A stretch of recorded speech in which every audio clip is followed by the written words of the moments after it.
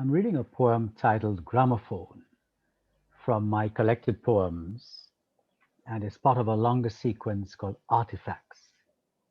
And it is a record in a kind of way, through poetry, of a childhood experience. Gramophone.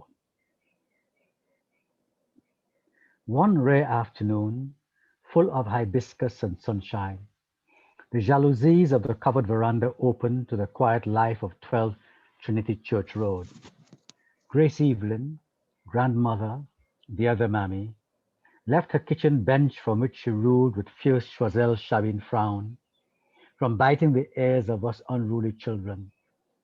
And on that happy 2 o'clock, she gathered us around, Dudu, Babali, and I, opened up the Victrola that my father had brought her from down south Trinidad, dusted its black and silver parts, showed us how to clean the heavy 78s with a rag dipped in kerosene.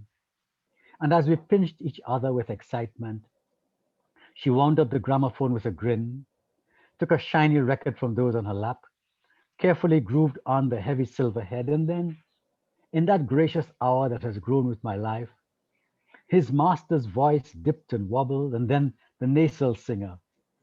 How much is the dog in the window?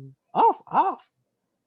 Before that afternoon had disintegrated, never to form again, before we bogged down again in interminable unkindnesses, unforgivenesses, stupidities, silences, we begged, and she spun us more of those crooners.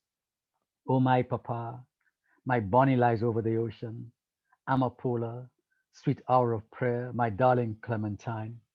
There was Lord Kitchener and Pabst, Jean and Dinah, Rosita and Clementina by young Sparrow.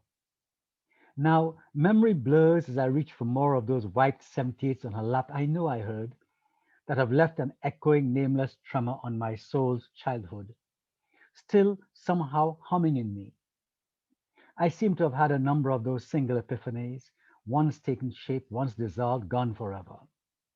My mother picking out the gray hairs from my father's head, friends coming to our house under the mango trees to celebrate my second short lived brother's christening. My father, intense, whispering at me out of his vision, the firstborn belongs to the Lord.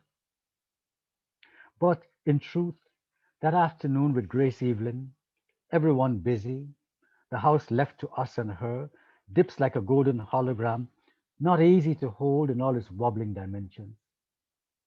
At the center, that sad colored pup making me dizzy, whirling round and round and round, bent head alert, searching forever down the silver horn of his Victrola, kerosene polished, and we gaze at the undulating sounds, not caring what they mean.